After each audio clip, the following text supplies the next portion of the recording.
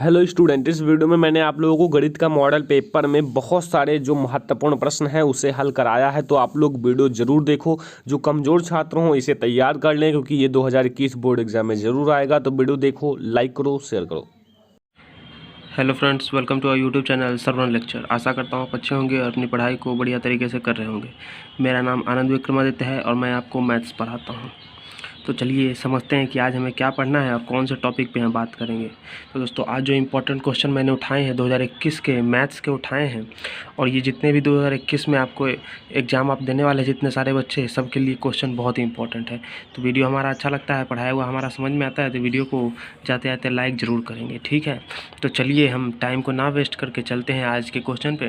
दोस्तों, कुछ क्वेश्चन मैंने पहले भी इसमें से करा रखे हैं, तो आप ये मत समझिए कि क्वेश्चन रिपीट हो रहा है बार बार। जितना आप रिपीट करेंगे क्वेश्चन को उतना आपके लिए अच्छा होगा, उतना आपका अच्छे से रिवीजन होगा और एग्जाम में उतने ही बढ़िया तरीके से आप सॉल्व कर पाएंगे। तो आप देख सकते हैं एक क्वेश्चन को हमारे पास बनाने में, एक वीडियो बनाने में कितना ज़्यादा मेहनत लगता है। तो आपका काम है कि वीडियो अगर आपको पसंद आता है तो लाइक ज़रूर करेंगे। चलिए आज चलते हैं अपने आज के पहले क्वेश्चन पे और समझते हैं कि पहला क्वेश्चन क्या है।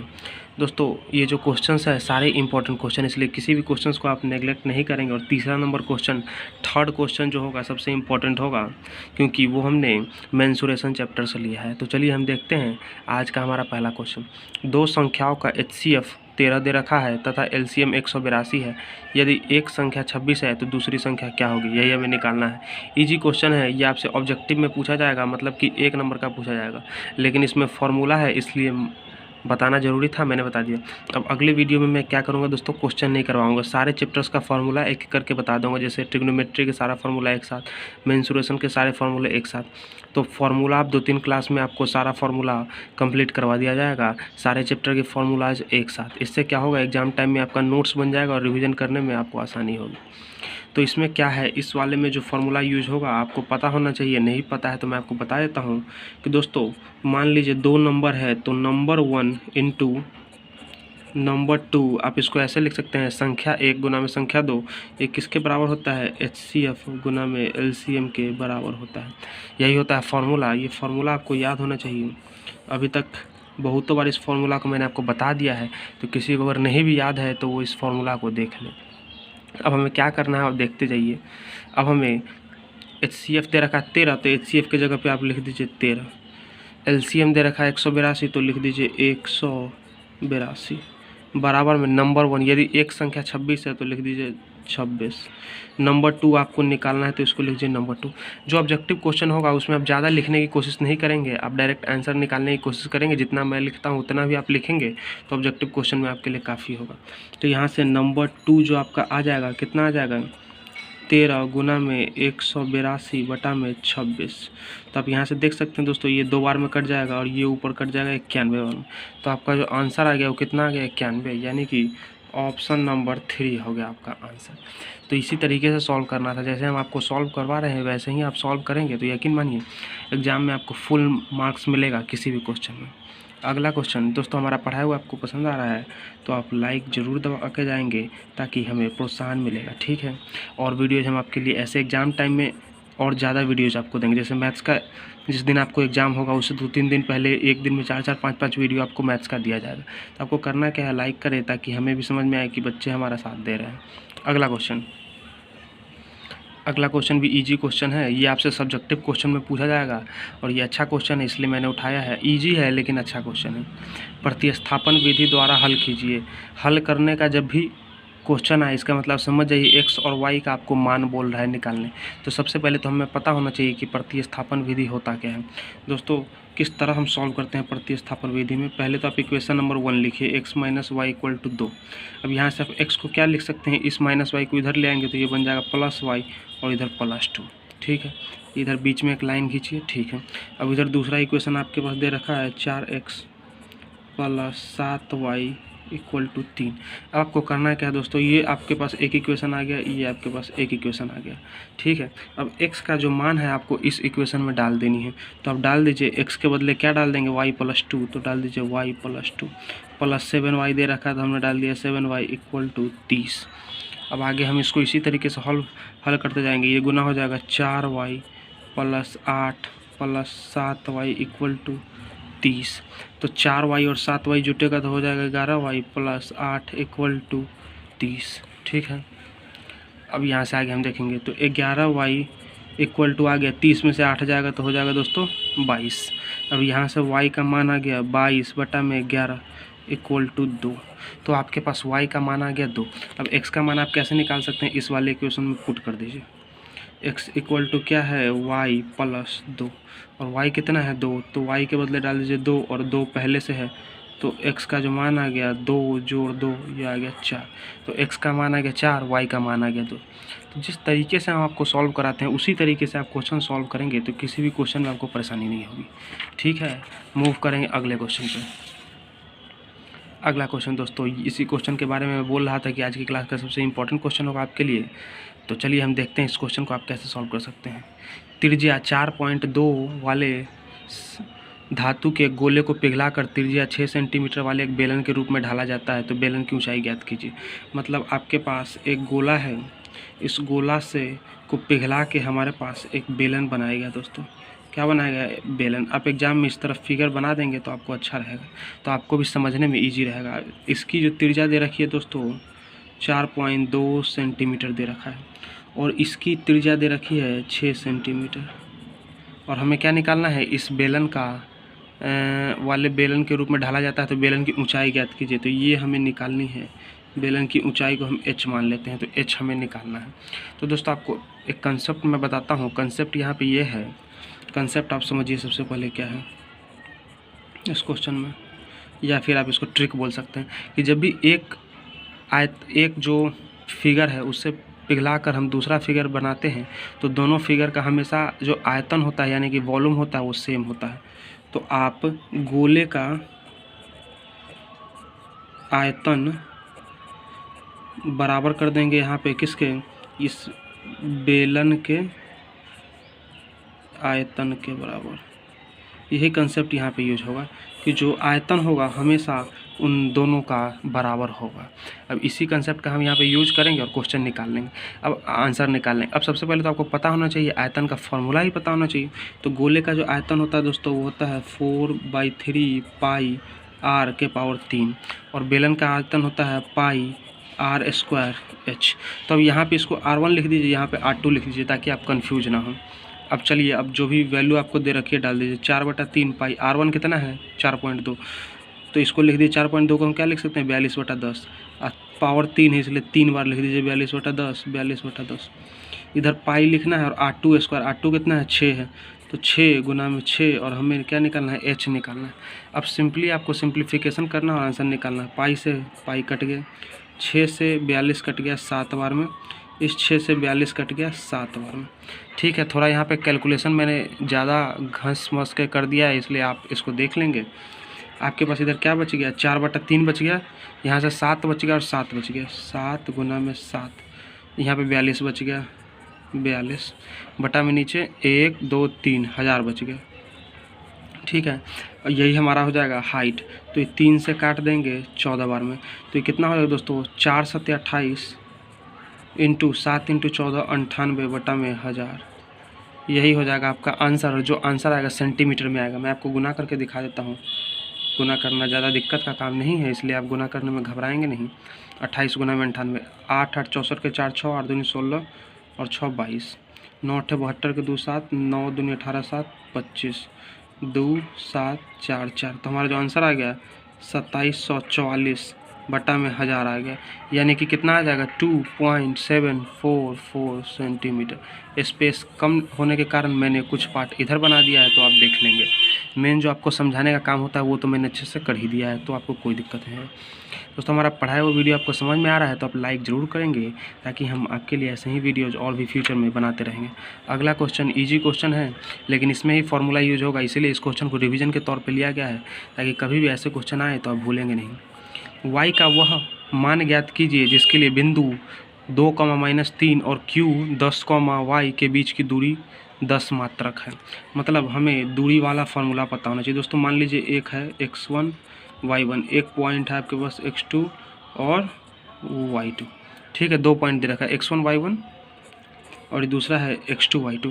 इनके बीच की दूरी मान लीजिए ये d है। तो डी निकालने का फॉर्मूला क्या होता है हम ये देखते हैं। डी निकालने का दोस्तों फॉर्मूला होता है, पहले तो लगाते हैं अंडर रूट इस x1 में से x2 या फिर x2 में से x1 किसी को भी आप घटा लीजिए। तो मान लीजिए हम x2 में से x1 को घटाते हैं, तो x2 में से x1 को घटाया, इसका कर देंगे x2 स्क्वायर और इधर प्लस करके y2 माइनस y1 का कर देंगे स्क्वायर। ठीक है, इसी फॉर्मूला को हमें यूज करना है। चलिए अब हम देखते हैं हमारा क्या दे रखा है।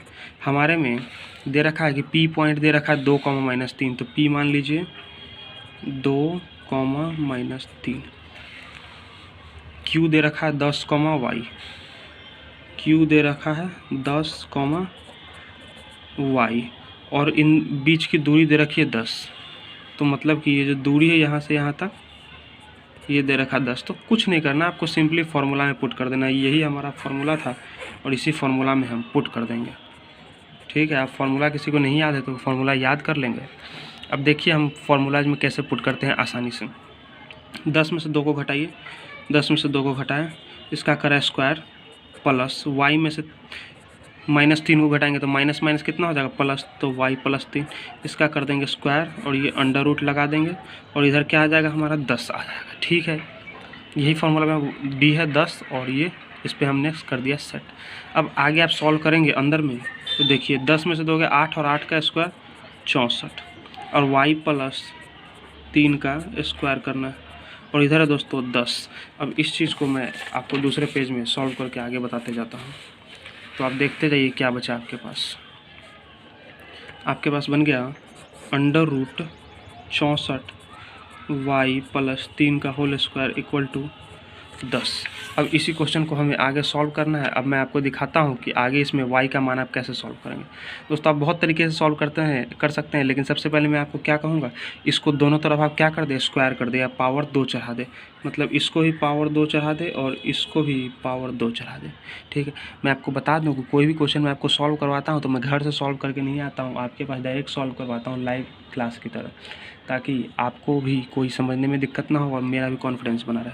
दोस्तों स्क्वायर करेंगे तो ये रूट अंडर हट जाएगा, सीधे हमारे पास क्या आ जाएगा 64 प्लस y +3 का होल स्क्वायर और 10 का स्क्वायर हो गया 100। ठीक है, तो ये हमारे पास हो गया 64। अब ये हम खोल देंगे a + b के होल स्क्वायर से, तो क्या हो जाएगा a² + b² + 2 × a × b। ये आपको फार्मूला पता होगा, ईजी फार्मूला है। ठीक है, अब यहाँ पे हम इसको सॉल्व करेंगे। 64 और +9 होता है 73 प्लस y², 3 और 2 6, 3 दूनी 6 y इक्वल टू हो गया 100। ठीक है, तो y² + 6y, अब ये +100 इधर आएगा तो -100 हो जाएगा, मतलब कि 73 - 100 इक्वल टू 0। तो ये हमारे पास आ गया y² + 6y -27 इक्वल टू 0।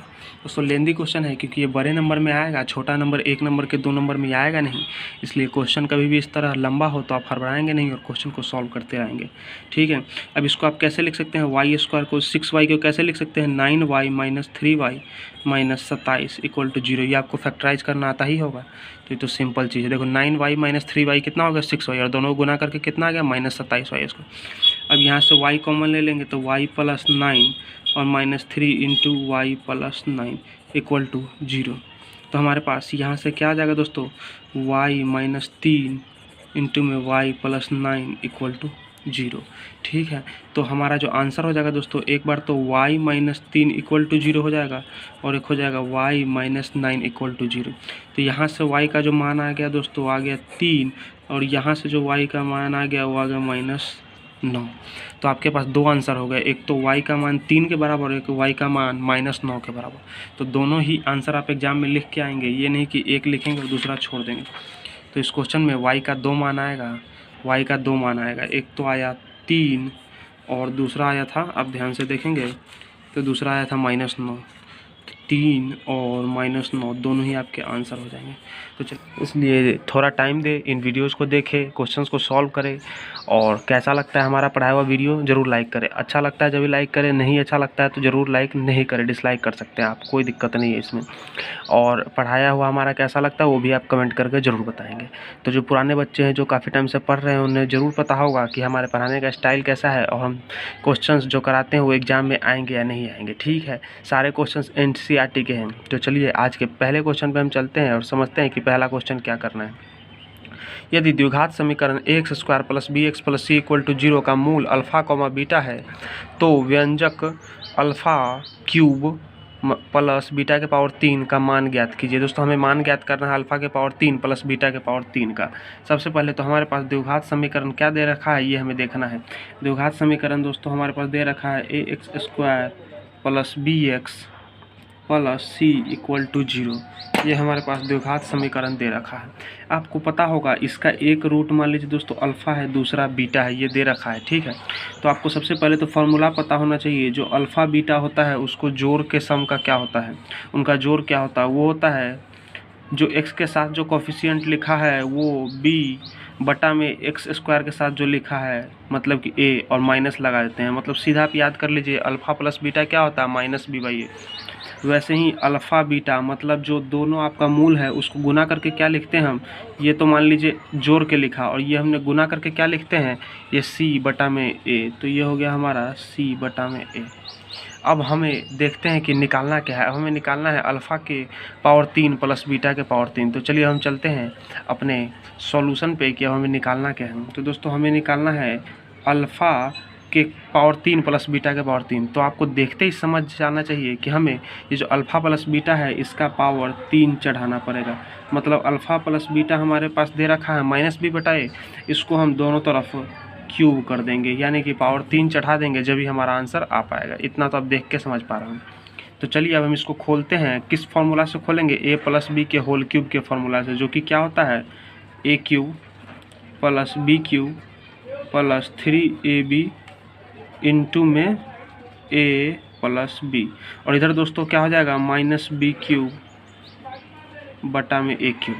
ठीक है, तो मेन चीज़ ये आपको ये जो फार्मूला है ये आपको पता होना चाहिए। ठीक है, ये फार्मूला मैंने आपको बता दिया, ये आपको पता होना चाहिए। ठीक है, अब जो चीज़ दिया जा रखा है उसको आप डालते जाइए। इसमें alpha Q plus beta Q तो हमें निकालना ही है, तो इसको लिखिए ऐसे ही लिख दीजिए प्लस 3 इंटू अल्फ़ा बीटा 3, और अल्फ़ा बीटा का वैल्यू आपने क्या निकाला है अभी c बटा में a, तो लिख दीजिए c बटा में a।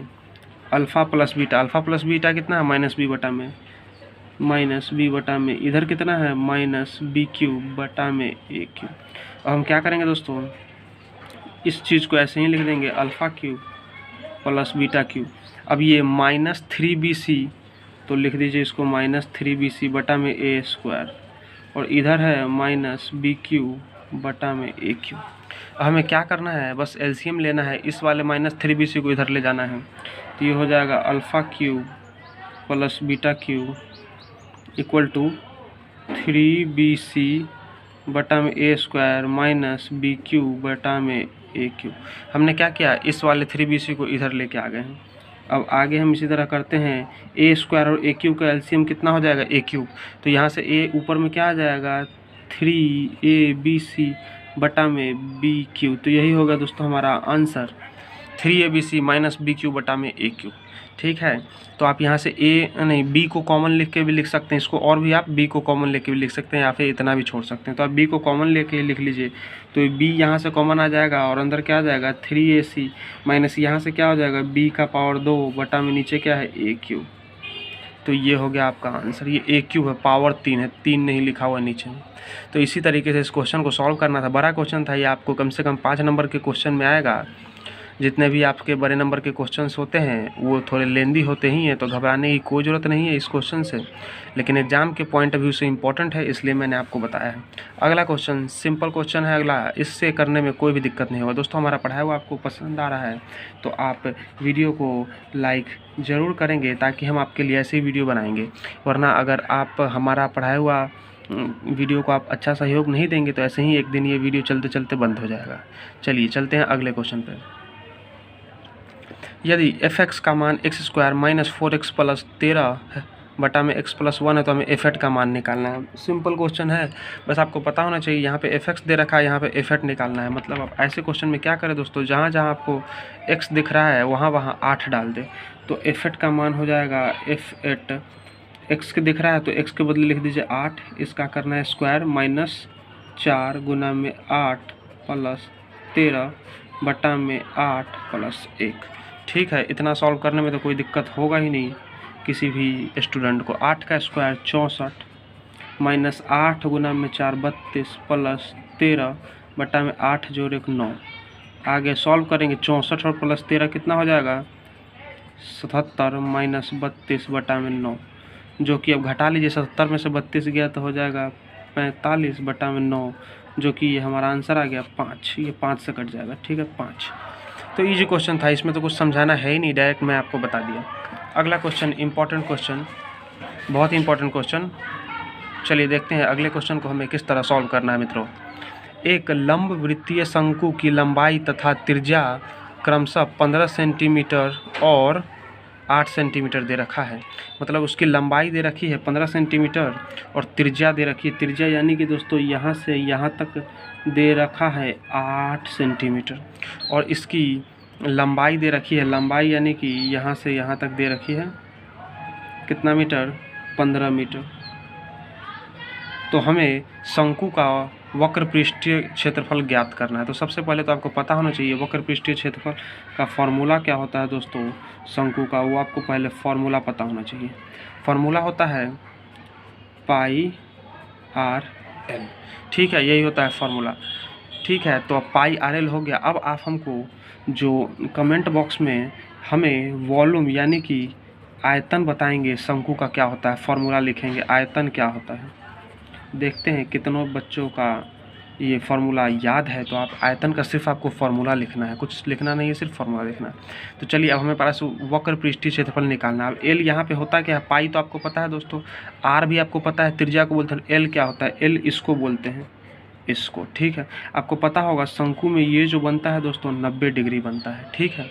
तो यहाँ से हमारे पास एल क्या आ जाएगा, तो एल आ जाएगा 15 square plus 8 square equal to L square. क्यों? क्योंकि ये 90 डिग्री बनेगा तो पाइथागोरस का थ्योरम लग जाएगा, ठीक है। अब 15 का स्क्वायर 225, 8 का square 64 equal to L square. तो ये हमारे पास 225 और 64 को जोड़ेंगे 289 इक्वल टू एल स्क्वायर। तो ये हो जाएगा 17 का स्क्वायर इक्वल टू एल का स्क्वायर। तो यहाँ से 17 का बराबर आ गया एल, यानी कि एल का जो मान आ गया दोस्तों कितना आ गया 17 सेंटीमीटर। अब हम इस फॉर्मूले में सब चीज़ पुट करेंगे। तो चलिए फॉर्मूले में पुट करिए। पाई के बदले डालेंगे 22/7, 22/7। आर के बदले कितना डालना है, आर के बदले दे रखा है 8, तो डाल दीजिए 8, और एल के बदले डालना है 17, तो हमने डाल दिया 17। अब इसको सिंपली गुना कर दीजिए, 22 को 8 से गुना करेंगे तो हो जाएगा 176 गुना में 17 बटा में 7। अब इसको आप गुना करके डिवाइड करके खुद से लिख सकते हैं, मैं गुना कर देता हूँ आपको। 176 को 17 से गुना करेंगे तो 7 छक 42 को 2 4, 17 7 119 और 123, 176 2 9 9 2। तो आपका जो आंसर आ जाएगा दोस्तों 2992/7 सेंटीमीटर स्क्वायर, यही हो जाएगा आंसर। आप इसको डिवाइड करके खुद से लिख लेंगे। तो इसका आंसर भी आप कमेंट बॉक्स में कमेंट कर दीजिएगा, ताकि बाकी बच्चे ही मिला लेंगे कि इसको डिवाइड करने पे क्या आ रहा है। तो सारे बच्चे इसका आंसर कमेंट करेंगे, ये कमेंट करेंगे कि क्या आ रहा है, और ये आयतन का फॉर्मूला लिखेंगे। तो दोनों लिखेंगे, देखते हैं कितने बच्चों को वॉल्यूम आयतन याद है और कितने बच्चे को आंसर इसका क्या आ रहा है। तो आप जो भी अच्छे बच्चे हैं, होनहार बच्चे हैं, जो भी इंटेलिजेंट बच्चे हैं, वो इस डिवाइड करके इसको लिख दीजिएगा आंसर में कमेंट बॉक्स में, ताकि बाकी बच्चे मिला लेंगे। अगले क्वेश्चन पे हम मूव करते हैं। दोस्तों हमारा पढ़ाया हुआ वीडियो अच्छा लग रहा है तो वीडियो को लाइक ज़रूर करेंगे, ताकि हमें प्रोत्साहन मिलता है कि हम आपके लिए ऐसे ही वीडियोस बनाते रहेंगे, ठीक है दोस्तों। और कोई भी आपको डाउट होता है तो मैं लास्ट में अपना इंस्टाग्राम आईडी चाहे मैं बता देता हूँ, ANAND आनंद विक्रमादित्य VIKRAMADITY।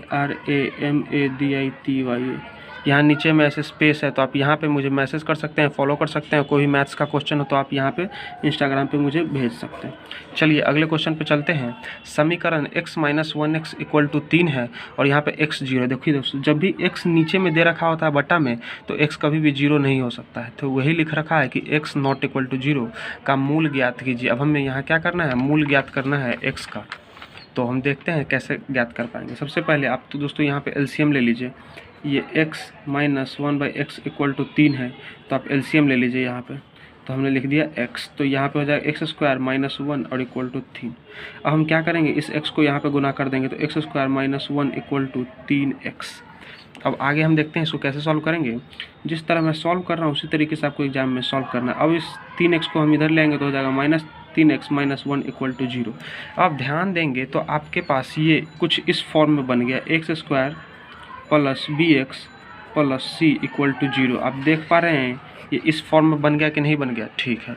अब यहाँ से इन दोनों को आप कंपेयर करेंगे तो ए का मान आ जाएगा 1, यहाँ इस दोनों को कंपेयर करें तो बी का मान -3 और सी का मान -1। अब हमें क्या निकालना है? मूल निकालना है। तो मूल निकालने का फॉर्मूला क्या होता है?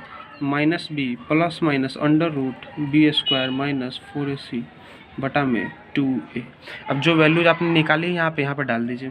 -b, अब यहाँ पे b का मान दे रखा -3 तो डाल दीजिए।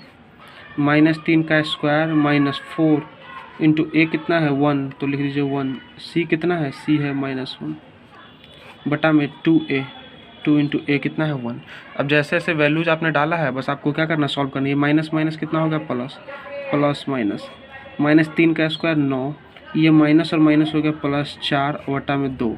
तो जो आपका आंसर आ गया दोस्तों 3 प्लस √13 बटा 2, यही हो गया आपका आंसर। ठीक है, तो आप इसको ऐसे लिख सकते हैं। एक बार लिखेंगे 3 प्लस √3 बटा में 2, एक बार लिखेंगे माइनस साइन लेंगे तो 3 माइनस √13 बटा में 2। तो आपका ये 2 आंसर आ गया। ठीक है, तो होमवर्क के तौर पे कमेंट में आप ये इसका आंसर बता देंगे और दूसरा आयतन का फॉर्मूला क्या होता है ये दोनों लिख देंगे। पहला क्वेश्चन है हमारा इजी क्वेश्चन है, बहुत ही सरल क्वेश्चन है, लेकिन वही है कि आपको सॉल्व करने आना चाहिए। बिंदु -6,8 की मूल बिंदु से दूरी ज्ञात कीजिए। दोस्तों मूल बिंदु से -6,8 का दूरी निकालना है। सबसे पहले तो आपको पता होना चाहिए एक चीज़ कि मूल बिंदु किसे कहते हैं। तो मूल बिंदु हम कहते हैं दोस्तों 0,0।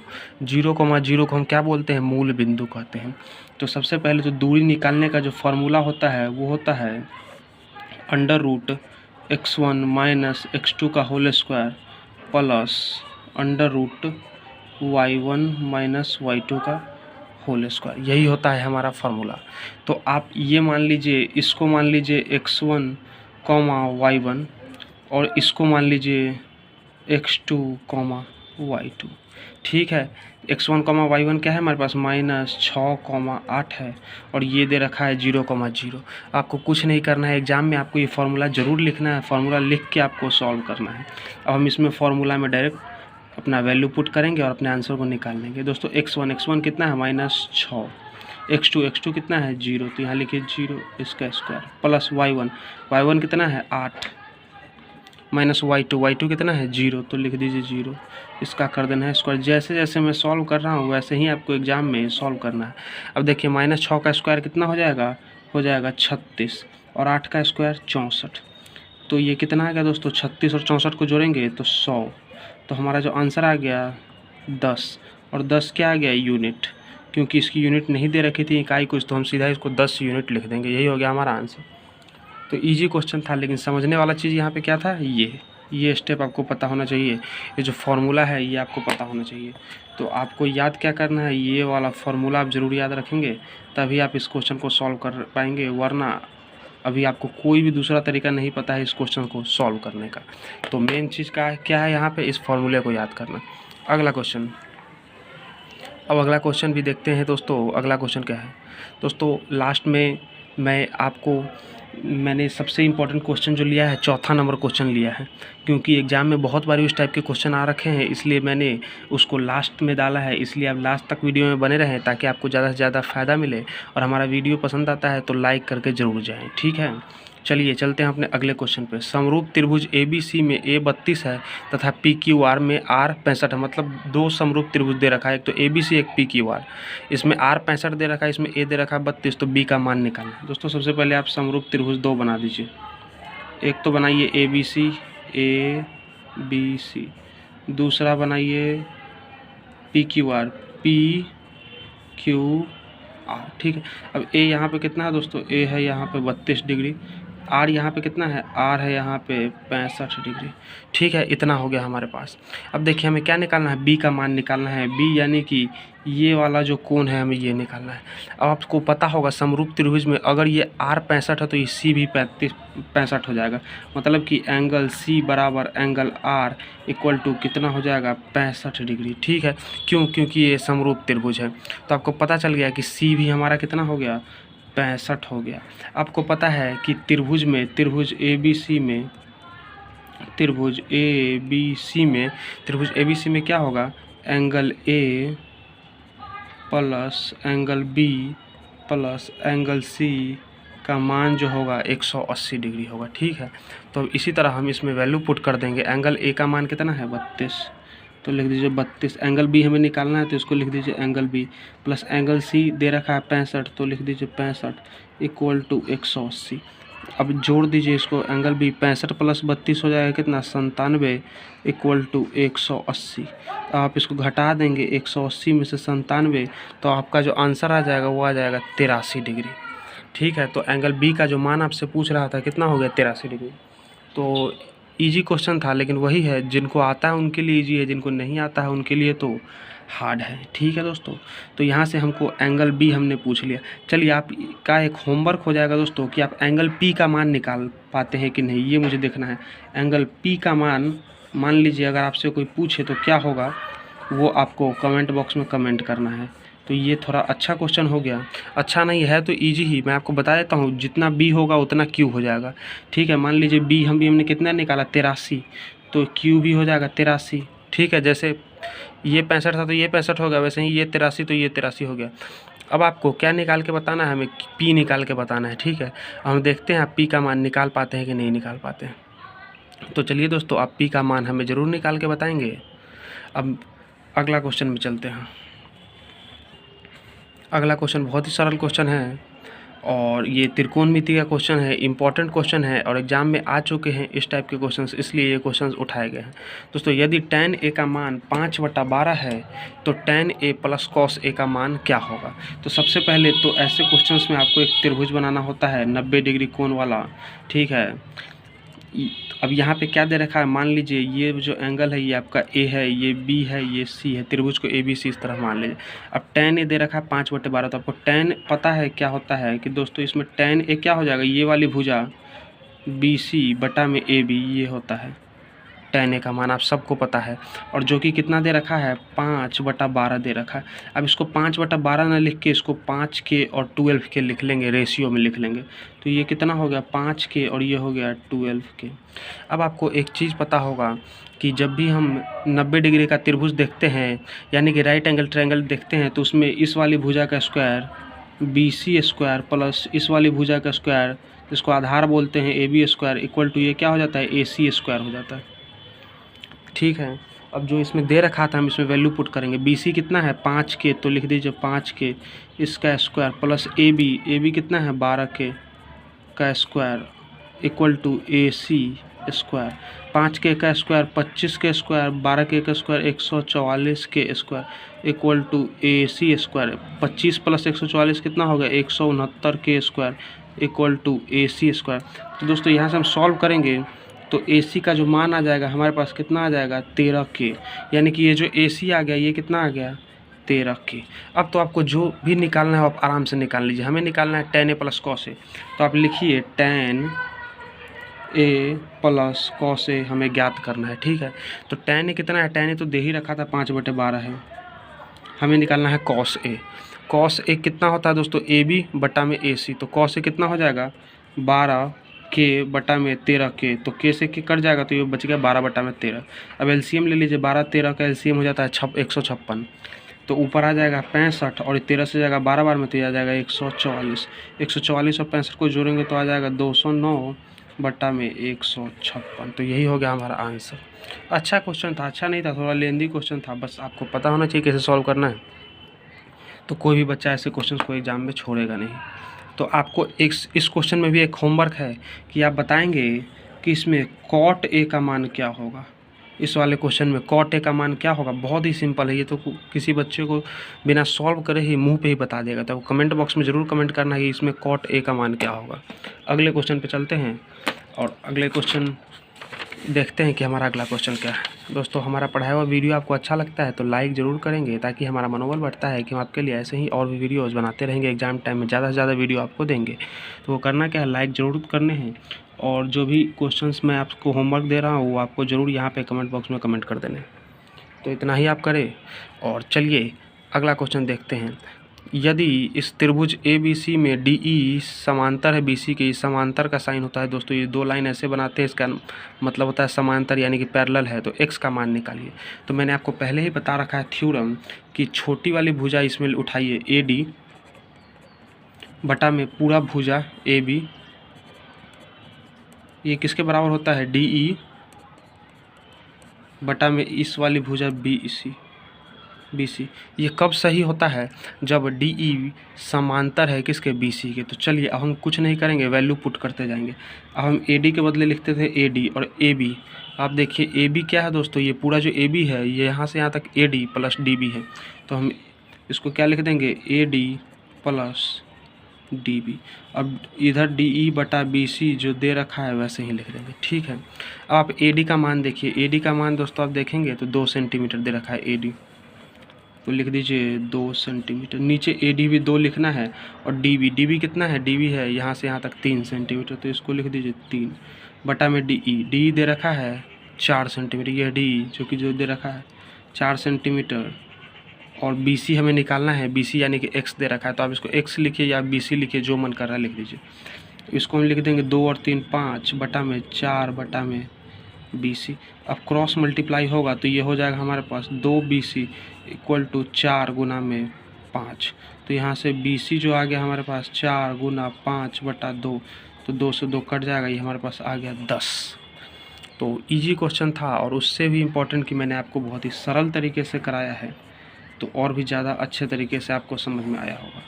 तो ये इस पे आप मान के चलिए आज का सबसे इम्पोर्टेंट क्वेश्चन था और इस पे आपको एक सवाल देखने को ज़रूर मिलेगा एग्ज़ाम में, इसलिए इस वाले थ्योरम को आप अच्छे से करें। इस फार्मूला ये आप एग्ज़ाम में ज़रूर लिखेंगे इस फार्मूला को, और तभी आप आगे के स्टेप में इसको सॉल्व करेंगे। ऐसा क्वेश्चन आपको एग्ज़ाम में ज़रूर देखने मिलेगा। अगला क्वेश्चन पे मूव करते हैं। सरल और इजी क्वेश्चन है और एग्ज़ाम में आने के ऐसे क्वेश्चंस का बहुत चांस होता है कि ऑब्जेक्टिव क्वेश्चन में आपको 1 नंबर का ये क्वेश्चन पूछ लिया जाए। क्या आपको दोस्तों 1 नंबर का ये क्वेश्चन हो सकता है, आपसे एग्ज़ाम में पूछा जा सकता है, पहले पूछा जा चुका है। ऐसे ही क्वेश्चन में डेटा बदल बदल के वो पूछते रहते हैं। चलिए अब देखते हैं इस क्वेश्चन में हम कैसे इसको सॉल्व करेंगे। यदि एक्स स्क्वायर माइनस 1/9 का मान इक्वल टू 0 है तो x का मान निकालिए। दोस्तों हम क्या करना है, हमारे पास दे रखा है x square minus 1/9 equal to 0, तो हम एक्स स्क्वायर माइनस 1/9 को इधर ले जाएंगे तो ये बन जाएगा प्लस 1/9। हमें x का मान निकालना है तो दोनों तरफ हम रूट ले लेंगे, तो दोनों तरफ हमने ले लिया रूट।